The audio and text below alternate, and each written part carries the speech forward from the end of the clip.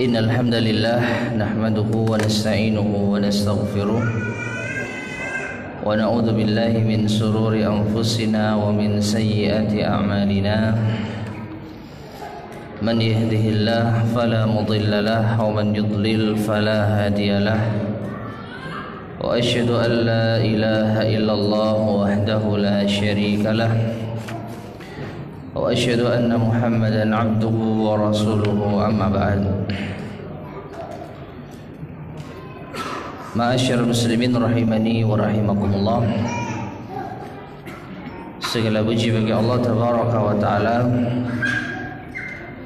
yang telah mengumpulkan kita di tempat yang mulia ini dalam rangka talabul ilm, untuk melanjutkan kembali kajian kita membahas kitab Al-Qawaid Al-Fiqhiyah, kaidah-kaidah praktis memahami fikih Islami, yang disusun oleh Ustadzuna Al-Fadhil Ahmad Sabiq bin Abdul Latif Abu Yusuf hafizahullah ta'ala.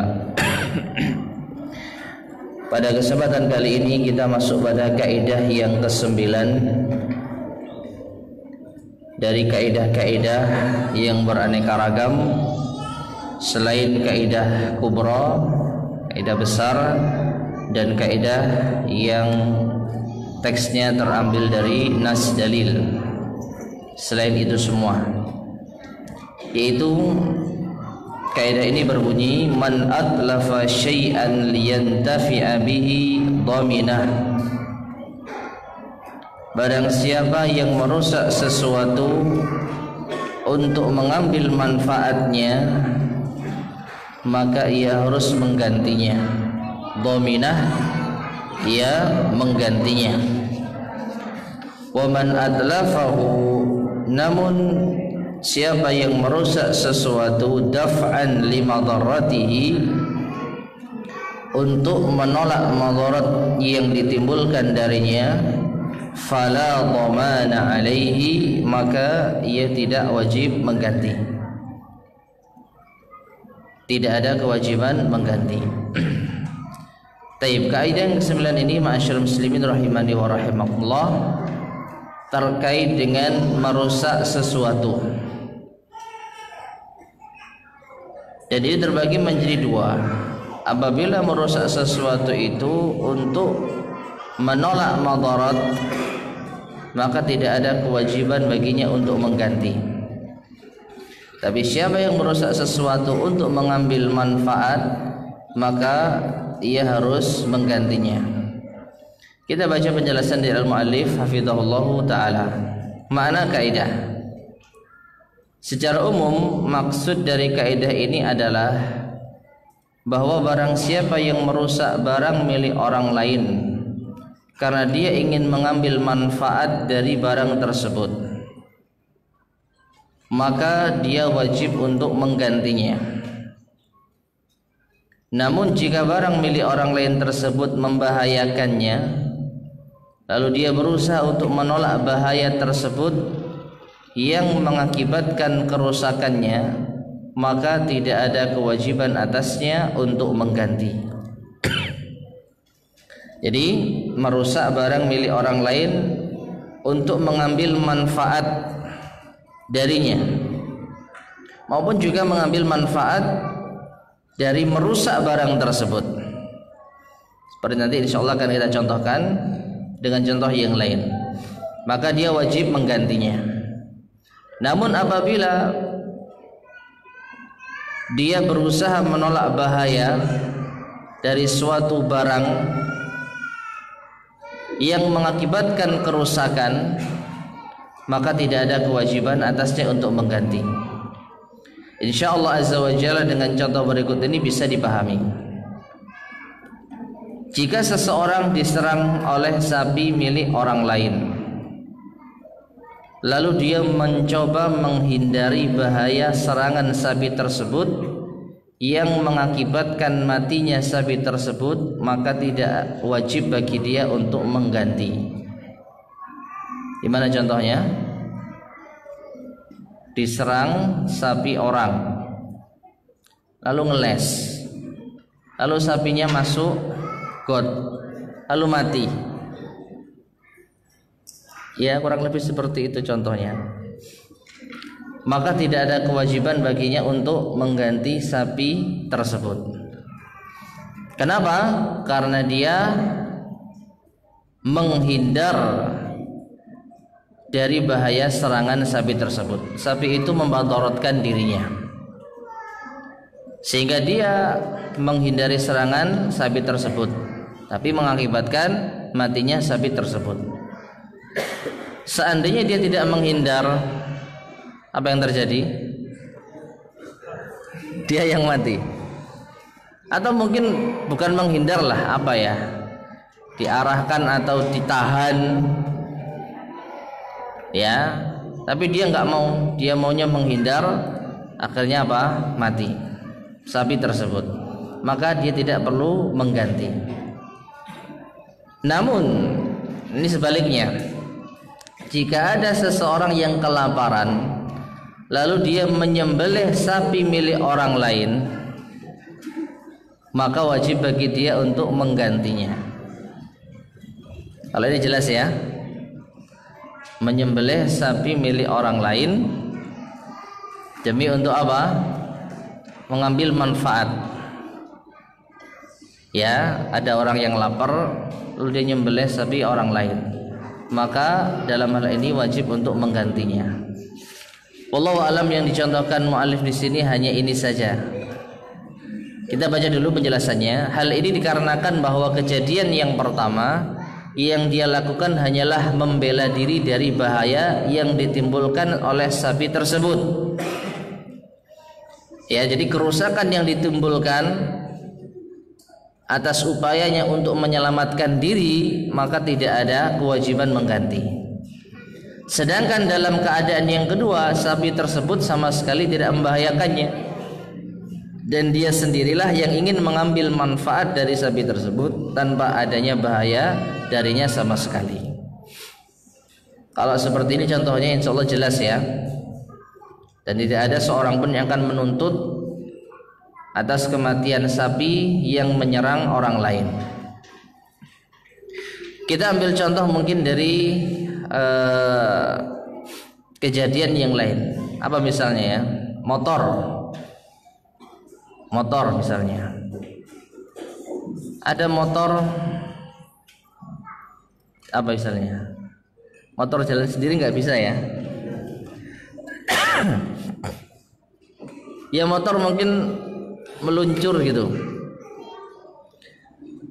Ada motor mungkin lepas dari standarnya, kemudian karena tempatnya ini apa, bawah gitu ya, jadi mungkin motornya lepas meluncur. Nah, kemudian ada orang yang akan ditabrak motor tersebut, lalu dia menghindar, akhirnya motornya apa? Bablas, nabrak ini nabrak itu, rusak akhirnya.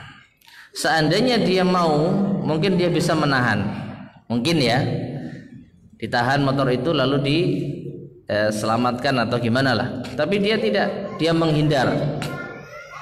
Jadi motor itu mengancam dirinya, lalu dia menghindar, akhirnya motor itu apa? Bablas, kemudian rusak. Ya, rusak, nabrak tembok atau nabrak yang semisalnya. Maka dalam keadaan seperti ini dia tidak ada kewajiban mengganti motor. Kalau pemilik ngomong, kenapa kok nggak kamu tahan? Ya, kalau kamu tahan bisa, maka tidak ada kewajiban baginya untuk menahan. Apalagi posisinya seakan-akan apa, diserang kan gitu. Ya, jadi dia boleh untuk menghindar, dan motor yang sudah bablas tadi ketika rusak tidak ada kewajiban baginya untuk mengganti. Nah, hal ini berbeda apabila ada seseorang yang memanfaatkan motor untuk apa? Misalnya untuk pancian. Ada motornya orang diparkir kemudian dipancii. Tahu dipancii?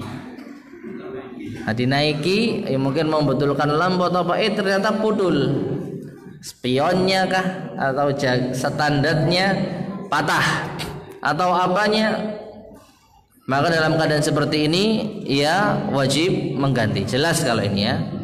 Kenapa?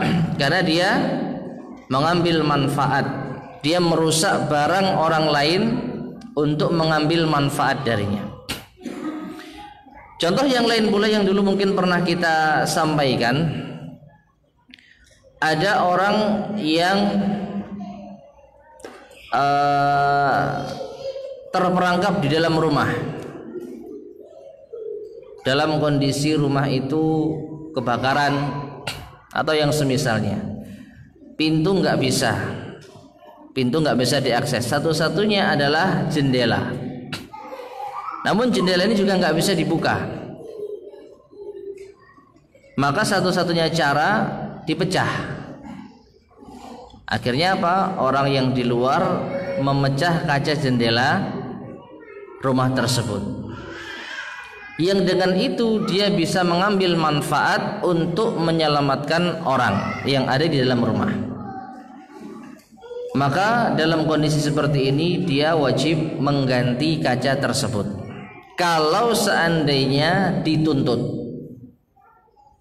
Meskipun dalam kondisi ini saya rasa tidak ada yang mau menuntut ya. Wong diselamatkan saja sudah apa? Bersyukur. Tapi seandainya pemilik rumah ini ngotot, ya siapa yang nyuruh pecahkan kaca jendela saya? Saya kan tak tolong dari dalam. Nah ini sudah ditolong, ya suruh ganti. Sudah mau menolong tapi suruh ganti. Maka sesuai dengan kaidah ini, maka ia mengganti. Kenapa? Karena dengan memecah kaca tersebut dia bisa mengambil manfaat. Meskipun manfaat itu akhirnya kembalinya kepada orang lain. Apa? Dia bisa menolong orang yang ada di dalamnya. Karena apa? Sekali lagi dia merusak barang milik orang lain untuk mengambil manfaat. Jadi ada manfaat yang diambil dengan cara merusak barang milik orang lain. Wallahu ta'ala alam bissawab. Kita baca dalil kaidah sekaligus nanti contoh penerapan juga diulang lagi oleh muallif hafizahullah taala. Beliau mengatakan ini adalah sebuah keadilan dan agama kita dibangun atas dasar keadilan. Karena dalam kondisi sapi tersebut, ini kembali kepada contoh sapi tadi ya. Karena dalam kondisi sapi tersebut yang ingin membahayakannya, maka sebenarnya dia sama sekali tidak berbuat apa-apa kecuali membela diri.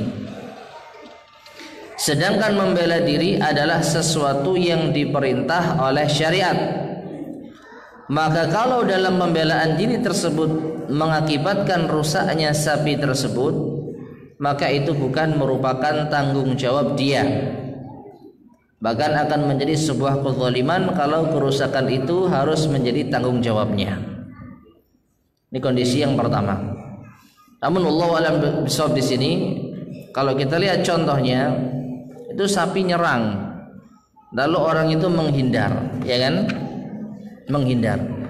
Kira-kira ada nggak kasus yang orang itu tidak menghindar, tapi mengakibatkan kematian bagi sapinya? Tapi kalau dia tidak melakukan itu, dia yang terbunuh. Misalnya apa contohnya? Jadi dia melakukan pembelaan diri. Kalau dia tidak melakukan, dia mati. Tapi kalau dia melakukan, sapinya mati. Apa kira-kira? Hah? Apa? Ditembak. Ditembak. Ditusuk. Allah alam di sini contohnya menghindar gitu ya. Karena kalau kita lihat dari kaidah ini kan merusak. Man atlafa syai'an liyantafi'a bihi. Barang siapa yang merusak sesuatu untuk mengambil manfaat darinya. Wa man atlafahu daf'an limadarratihi. Siapa yang merusak sesuatu untuk menahan madaratnya. Jadi ada tindakan aktif. Sedangkan tadi menghindar, saya rasa tidak dipahami ini merusak. Ya enggak? Ketika kita dikejar sapi lalu kita menghindar, apakah kita dikatakan telah merusak sapi? Enggak. Tapi contoh yang dibawakan oleh al-muallif menghindar. Maka dari itu, apa enggak ada enggak kira-kira sesuatu yang dengan aksi nyata kita telah merusak sesuatu, tapi itu sebagai bentuk menolak madaratnya, menolak madarat yang ada. Hah? Dipukul?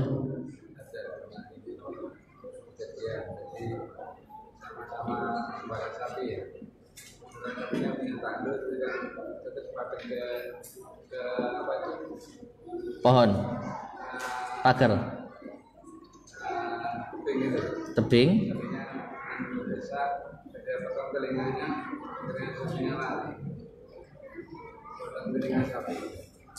Orangnya kejepit, diserang sapi.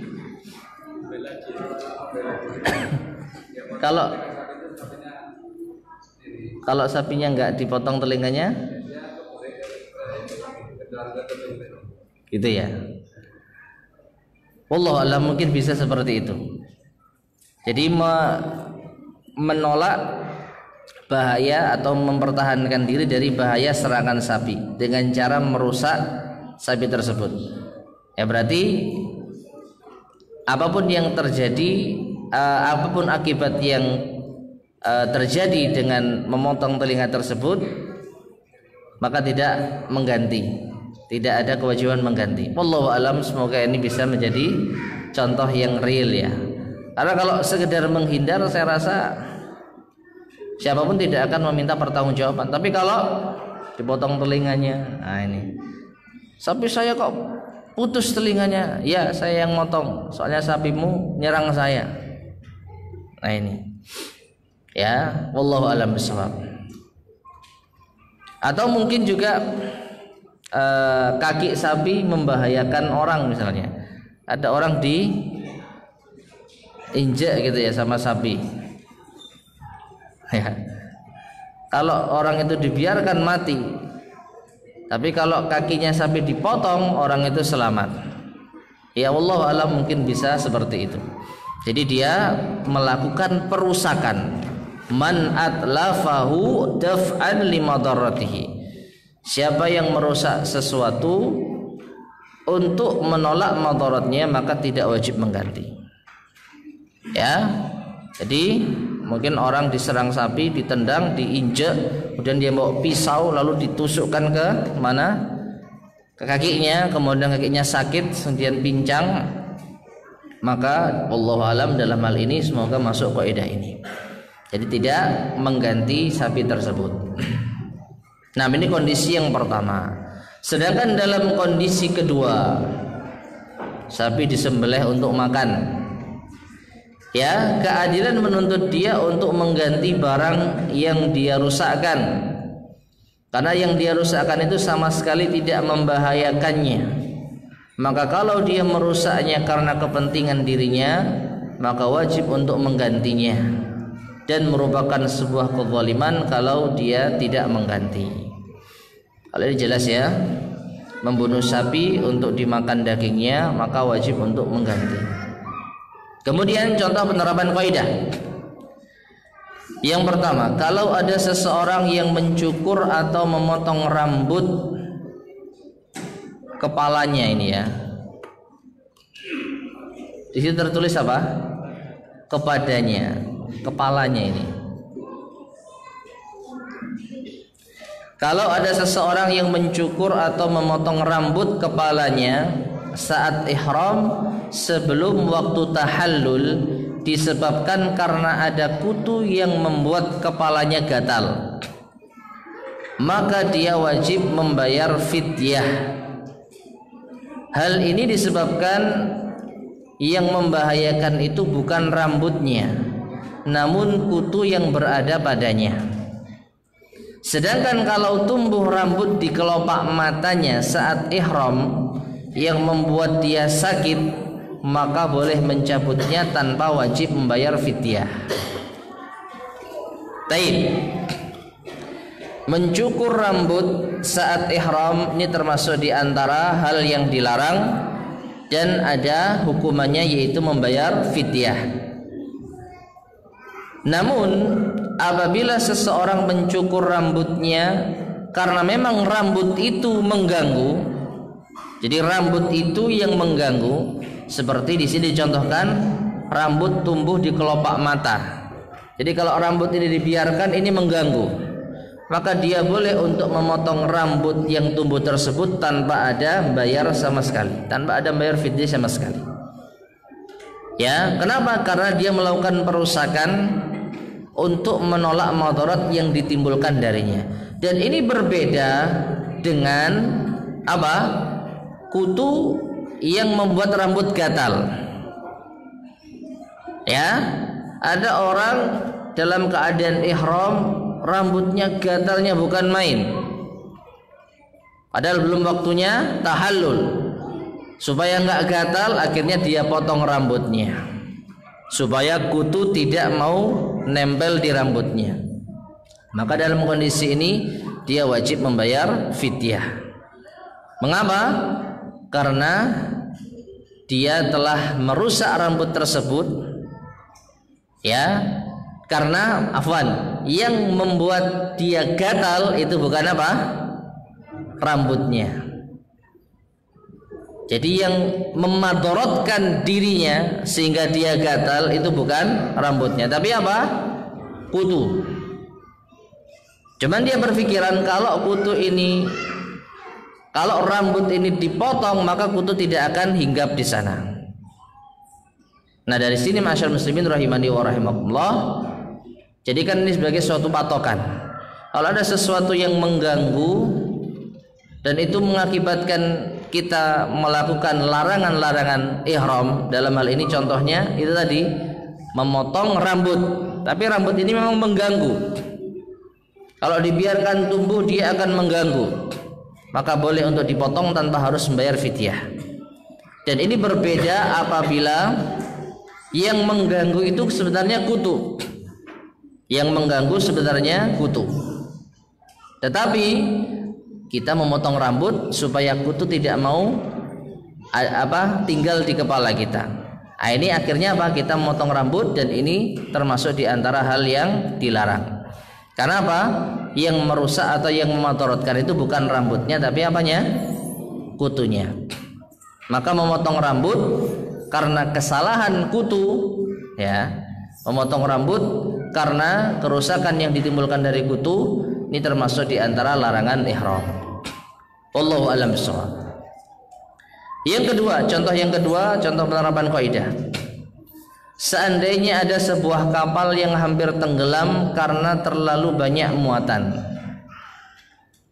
lalu dia membuang barang milik orang lain supaya lebih ringan, maka wajib untuk menggantinya. Ya, ada tasnya orang berat, supaya kapal ini ringan karena hampir tenggelam, overload, dibuanglah tas itu, maka dia wajib menggantinya.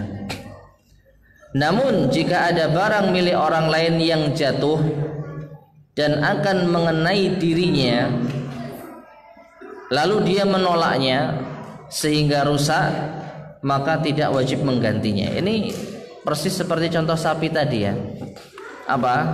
Ada barang yang mau jatuh kemudian dia menghindar.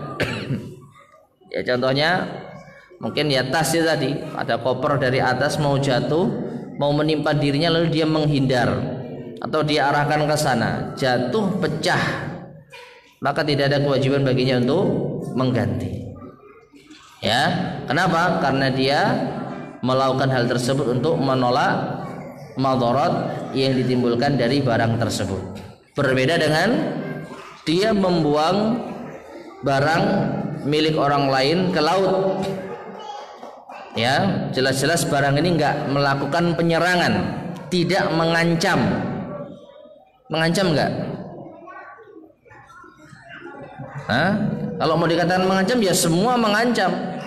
Kenapa kok barang itu saja yang disalahkan? Ini karena keberatan nih, buang. Kenapa enggak barang yang sana, yang sana, yang sana? Kok barang yang ini? Jadi posisi barang itu tidak mengancam. Ya. Lalu kalau kita mengambil tindakan spontanitas, tidak mengambil tindakan sendiri, inisiatif sendiri, lalu kita buang, lalu orangnya nuntut, kita wajib ganti. Meskipun kita beralasan ini demi menyelamatkan apa? Kita semua. Ya, sekali lagi, kalau orangnya nuntut, kita wajib mengganti. Namun kalau terjadi hal yaitu apa? Seperti terancam oleh barang yang mau mengenai kita, lalu kita tolak, kita tangkis atau kita hindari, lalu barang itu rusak dan pecah, maka tidak ada kewajiban untuk mengganti. Wallahu ta'ala bishawab. Di sini ya hanya beberapa contoh yang mungkin bisa kita sampaikan. Yang jelas kaidah ini terkait dengan merusak barang. Man atlafa syai'an liyantafi'a bihi dhaminah wa man atlafahu daf'an limadarratihi fala dhamana alaih. Siapa yang merusak sesuatu yang dia mengambil manfaat dengannya, ya kembali contoh yang pertama tadi, contoh penerapan kaidah, merusak sesuatu dia mengambil manfaat, menggunting rambut supaya bisa mengambil manfaat apa? Supaya enggak gatal. Dan gatalnya itu bukan karena rambut. Nah ini bedakan dengan merusak sesuatu untuk menolak madarat. Merusak rambut karena rambut itu yang membuat gatal. Beda kan? Beda enggak? Kalau yang kutu tadi merusak rambut untuk mengambil manfaat. Apa manfaatnya? Ya supaya kutu tidak nempel di kepala kita. Rambutnya dipotong. Rambutnya tidak membahayakan. Maka kita merusak rambut untuk mengambil manfaat, supaya sekali lagi kutu tidak hinggap di kepala kita. Maka mengganti. Mengganti dalam hal ini adalah membayar fidyah, yaitu karena telah melakukan larangan ihram. Berbeda apabila dia merusak rambut untuk menolak madarat yang ditimbulkan dari rambut tersebut. Rambut ini yang menjadi penyebab gatal. Rambut ini yang menjadi penyebab sakit. Maka dia potong rambut tersebut untuk menolak madarat yang ditimbulkan, maka tidak ada kewajiban baginya untuk mengganti. Dalam hal ini tidak ada kewajiban membayar fidyah. Ya. Jadi ini penerapan dari kaidah yang ke-9 ini. Wallahu taala alam bissawab. Baik. Selanjutnya kita masuk pada kaidah yang ke-10. Yaitu al-wujubu yata'allaqu bil istita'ah fala wajiba ma'al ajzi wala muharrama ma'ad darurati. Kewajiban itu terkait dengan kemampuan.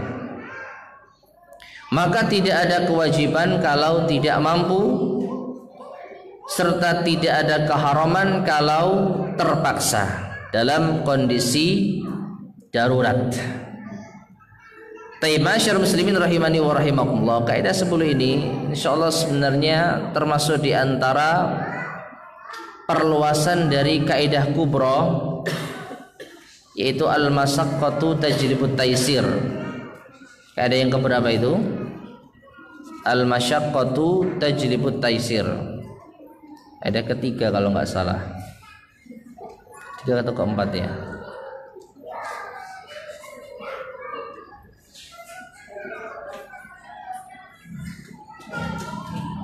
Taib, kaidah ketiga di halaman 61. Ini sudah kita bahas pada pertemuan yang dahulu.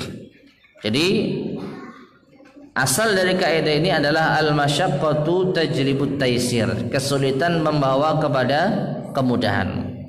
Nah, dari kaidah ini maka ada perluasannya. Ya, kalau tidak mau dikatakan cabang kaidah. Dan itu adalah kaidah yang ke-10 di halaman 242. al-wujubu yata'allaqu bil istita'ah fala wajiba ma'al ajzi wala muharrama ma'ad darurah. Kewajiban itu terkait dengan kemampuan, maka tidak ada kewajiban apabila tidak mampu, serta tidak ada keharaman kalau darurat. Mana kaidah? Kaidah ini mengandung sebuah makna bahwa sebuah kewajiban yang dibebankan oleh Allah Azza wa Jalla dan Rasulnya Sallallahu Alaihi Wasallam tidak wajib dilaksanakan kecuali kalau seorang hamba mempunyai kemampuan untuk menjalankannya. Jadi kalau tidak mampu melaksanakan, maka pindah kepada gantinya kalau ada gantinya. Sedangkan kalau tidak ada gantinya, maka kewajiban tersebut menjadi gugur. Sebagaimana juga sesuatu yang diharamkan oleh Allah dan Rasulnya bisa menjadi tidak haram kalau seseorang terpaksa melakukannya. Persis seperti kaidah yang dahulu kita sampaikan. Ya, al-masyaqqatu tajlibut taysir. Sesuatu yang sulit membawa kepada kemudahan. Dalil kaidah.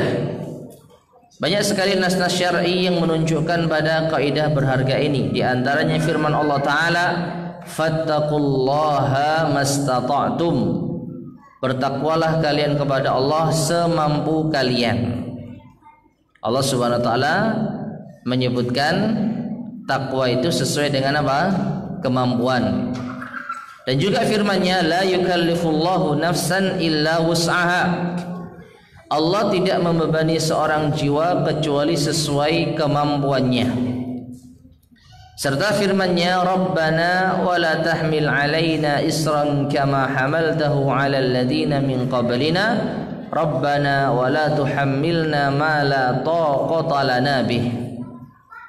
Wahai Tuhan kami, janganlah Engkau bebankan kepada kami beban yang berat sebagaimana Engkau bebankan kepada orang-orang sebelum kami. Wahai Tuhan kami, janganlah Engkau pikulkan kepada kami apa yang tidak sanggup kami memikulnya. Jadi kaidah ini didukung oleh dalil-dalil yang persis sebagaimana yang dahulu pernah kita sampaikan. Baik, kemudian cakupan kaidah. Dari sini maka kaidah ini mengandung dua permasalahan besar, yaitu yang pertama, gugurnya kewajiban bagi orang yang tidak mampu melaksanakannya. Berangkat dari ini, maka orang yang wajib sholat lalu tidak menemukan air, maka dia sholat dengan tayamum. Dan apabila dia juga tidak bisa tayamum, seperti orang yang diikat tangannya, maka dia sholat meskipun tanpa bersuci, tidak wudu juga tidak tayamum. Ini langsung contoh penerapan kaidah. Ya, sebagaimana yang telah kita ketahui, di antara syarat sahnya sholat adalah taharah, bersuci. Itu dengan cara berwudu. Orang yang bisa berwudu lalu tidak berwudu, tidak punya taharah ketika sholat, baik lupa maupun sengaja, maka sholatnya tidak sah. Karena dia wajib untuk taharah dan dia mampu untuk taharah. Dalam hal ini berwudu. Lalu kalau seorang tidak mampu berwudu, tidak ada air, atau tidak bisa terkena air karena sakit, maka pindah pada tayamum. Ya, orang yang bisa tayamum tapi tidak tayamum kemudian dia sholat, maka sholatnya tidak sah. Wudu nggak mampu, tayamum mampu, tapi dia nggak tayamum, lalu dia sholat, maka sholatnya tidak sah. Nah, kalau ternyata dia tidak mampu wudu, tidak mampu tayamum, kenapa? Ya karena tadi contohnya dalam kondisi terikat, dalam kondisi tangannya tidak mampu untuk menepukkan di atas tanah, sama sekali nggak bisa, maka dia tetap sholat dalam keadaan seperti itu. Dan kalau kita tambahkan lagi keterangannya terus, gimana sholatnya? dalam kondisi terikat, gimana sholatnya?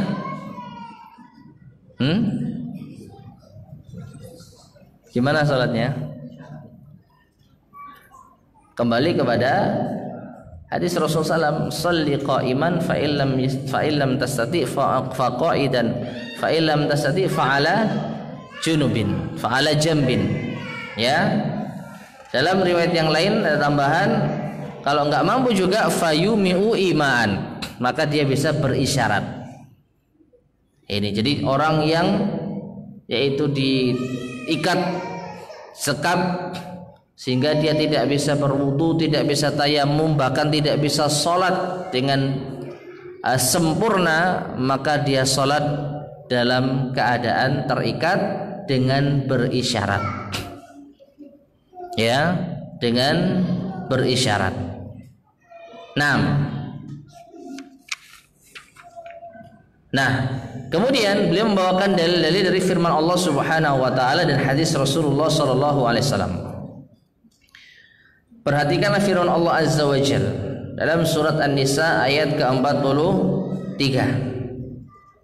Wa in kuntum marda aw ala safarin aw jaa ahadum minkum minal ghaiti aw lamastumun nisaa falam tajidu ma'a fatayammamu sa'idan thayyiban famsahu biwujuhikum wa aydikum innallaha kana afuwan ghafura.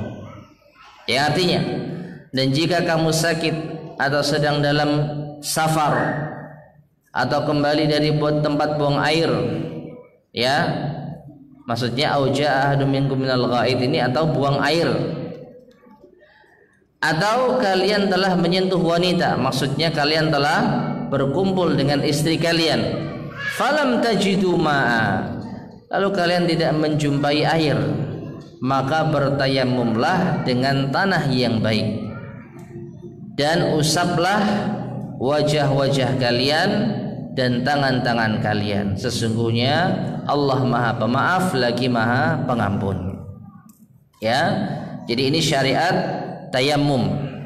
Ketika seseorang tidak bisa berwudu, tidak bisa menggunakan air atau tidak menjumpai air, maka beralih pada kewajiban berikutnya, yaitu tayammum. Hadis berikutnya, adapun kalau tidak bisa tayammum maka salat tanpa bersuci. Hal ini didasari oleh hadis an Aisyah, dari Aisyah radhiyallahu anha, anna sta'arat min Asma'a kiladatan fahalakat. Pernah beliau meminjam kalung dari Asma, dari saudarinya, lalu kalung itu hilang. Faba'atha Rasulullah sallallahu alaihi wasallam rajulan fawajadaha fa'adrakathumus shalah. Lalu Rasulullah SAW mengutus seseorang untuk mencarinya. Lalu ternyata ia berhasil mencarinya dan mendapatkannya. Dan ternyata saat itu datang waktu sholat. Falaisa ma'ahum ma'un. Dan saat itu mereka tidak memiliki air. Tidak memiliki air, dan saat itu belum turun syariat tayammum. Fasallu, akhirnya mereka sholat tanpa air, tanpa wudu, dan tanpa apa? Tayammum. Fasyakau dzalika ila Rasulillah sallallahu alaihi wasallam, maka mereka pun mengeluhkan hal itu kepada Rasulullah sallallahu alaihi wasallam. Fa anzalallahu ayatat tayammum, maka Allah turunkan ayat tayammum. Faqala Usaid ibn Khudair, kemudian berkata Usaid bin Khudair li Aisyah, kepada Aisyah, jazakillahu khairan, semoga Allah membalasmu dengan kebaikan. Fa wallahi ma nazala biki amrun takrahinahu illa ja'alallahu dzalika laki walil muslimina fihi khaira. Demi Allah, tidaklah terjadi kejadian yang engkau benci kecuali Allah jadikan bagimu dan bagi kaum muslimin kebaikan. Hadis sahih riwayat Bukhari dan Muslim.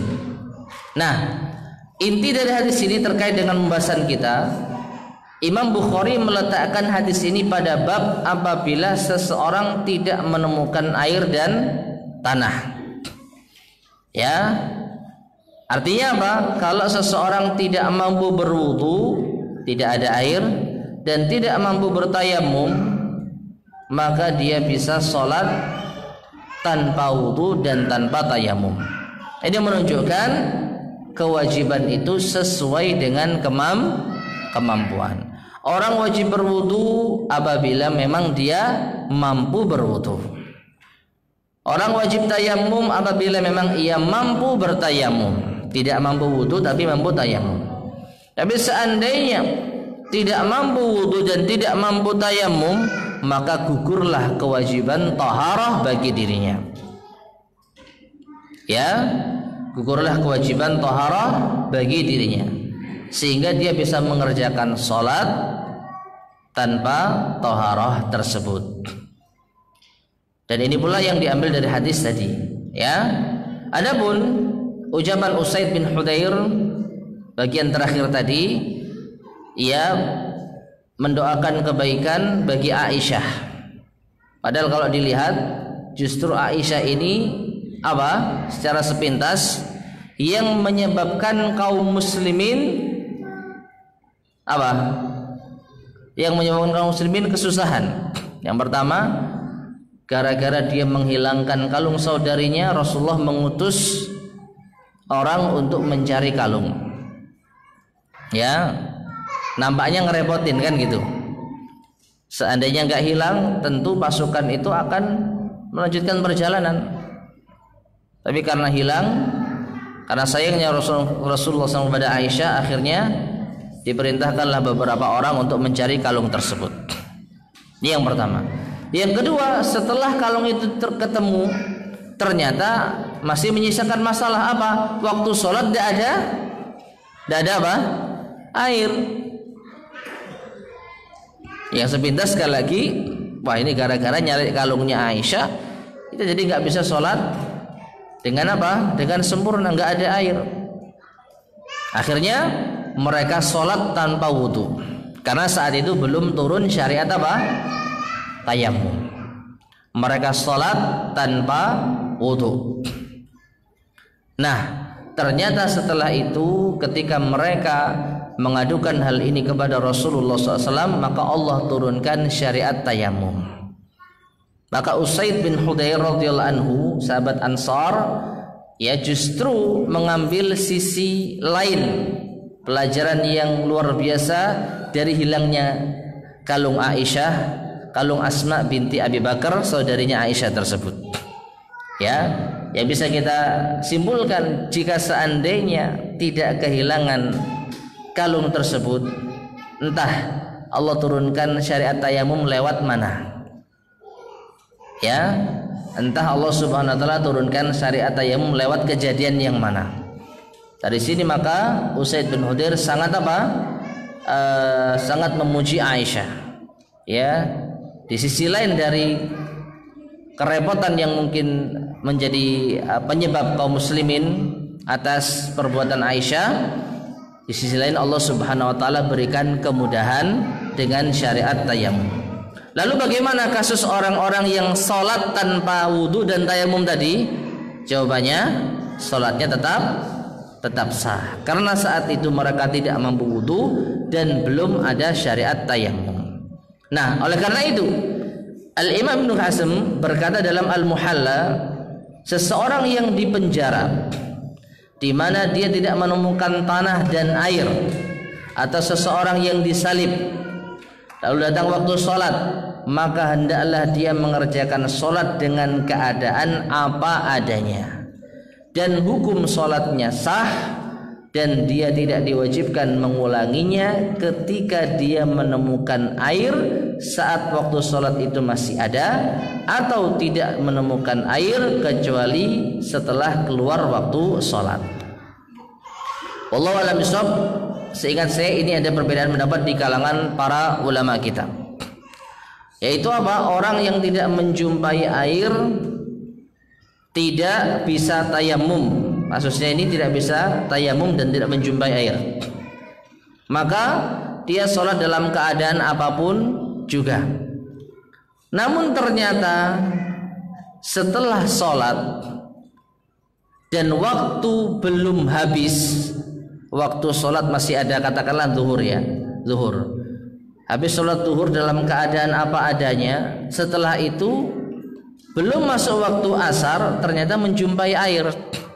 Maka menurut Imam Ibnu Hazm, dia tidak perlu mengulang sholatnya. Ya, dia tidak perlu mengulang sholatnya. Wallahu alam, zahirnya apabila memang kondisinya tidak bisa menemukan air dan juga tidak bisa tayamum. Contoh seperti kasus yang tadi, di penjara, disalib atau yang semisalnya, disalib gitu ya, kemudian sudah masuk waktu sholat, dia tahu, wah ini kalau saya nggak sholat nanti keluar waktu sholat, saya nggak tahu saya dibebaskan kapan. Akhirnya dia sholat dalam keadaan disalib, kemudian dia niatkan dengan apa, isyarat, ternyata sebelum asar dibebaskan. Maka zahir dari pendapat Ibnu Hazm, orang ini tidak wajib mengulang apa, sholatnya, meskipun dia sholat tanpa wudu, tanpa tayamum. Wallahu ta'ala alam bissawab. Adzan ya, Adal, mungkin adzan terlebih dahulu.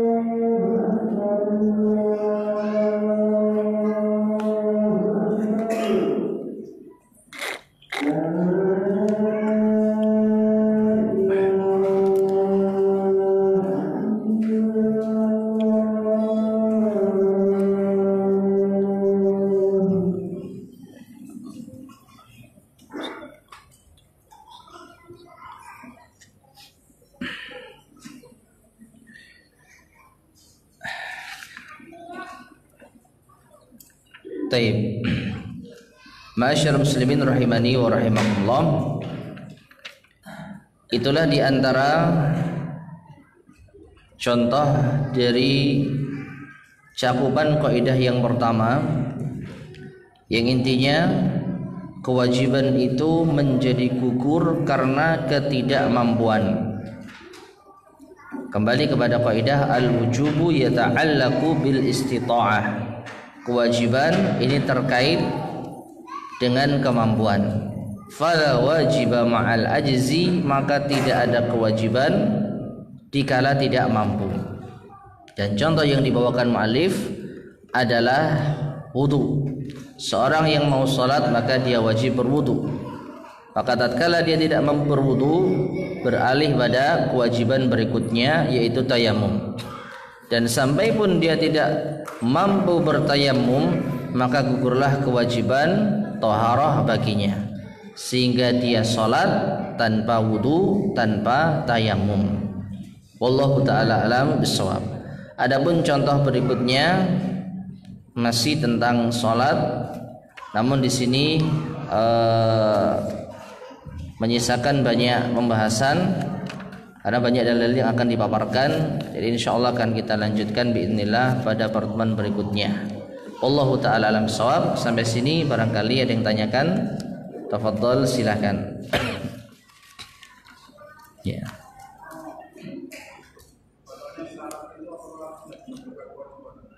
Batalnya syarat itu apakah tidak membatalkan kewajiban?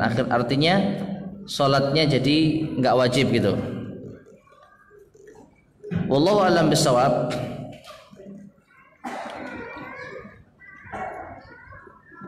Apabila syarat tersebut, syarat ya, bukan rukun ya.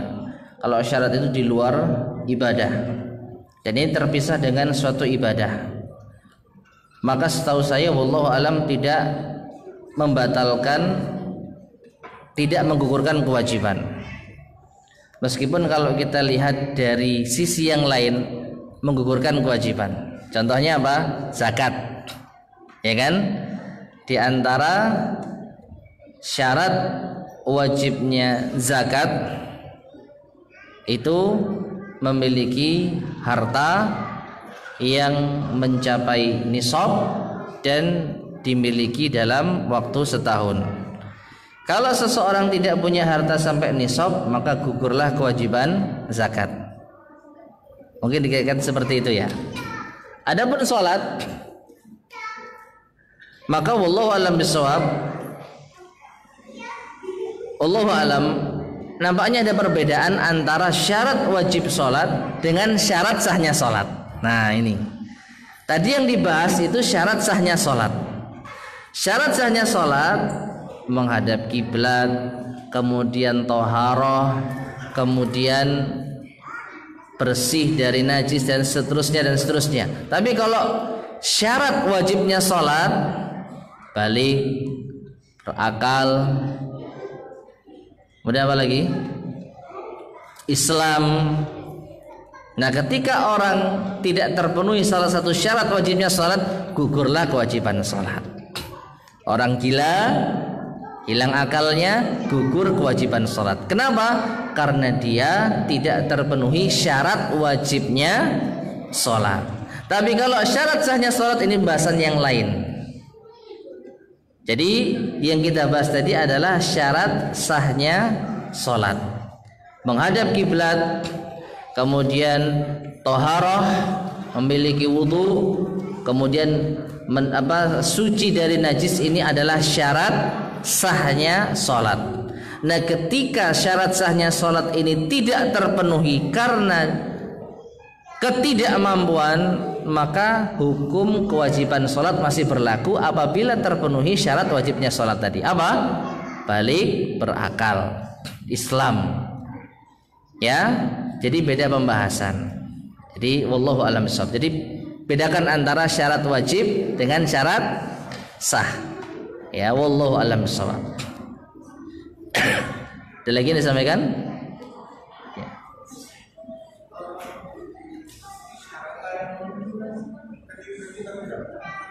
Air, ya.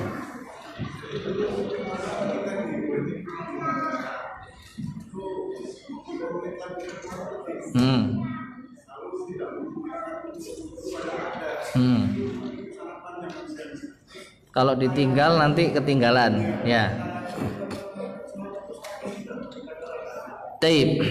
Jadi yang disebutkan para ulama kita sebenarnya bukan hanya tidak menjumpai air, tetapi juga masuk dalam dibolehkannya kita tayamum tidak mampu menggunakan air.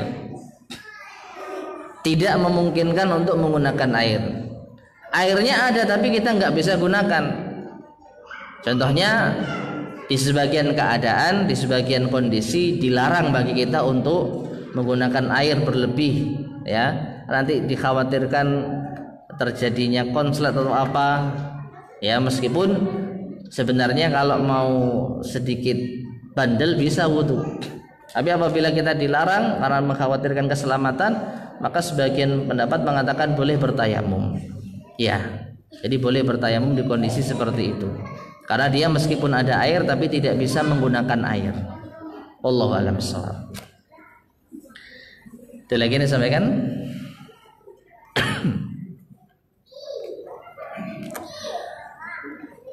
Cukup ya.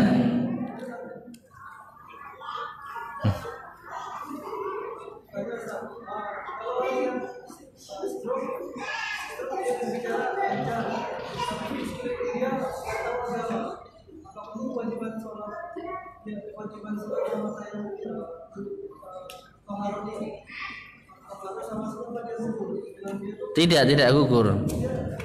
Dia masih akalnya masih sehat. Tuh.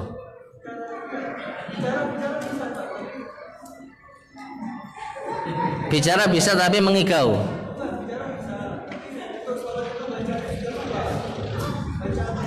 Dia intinya dia masih sadar nggak? Loh.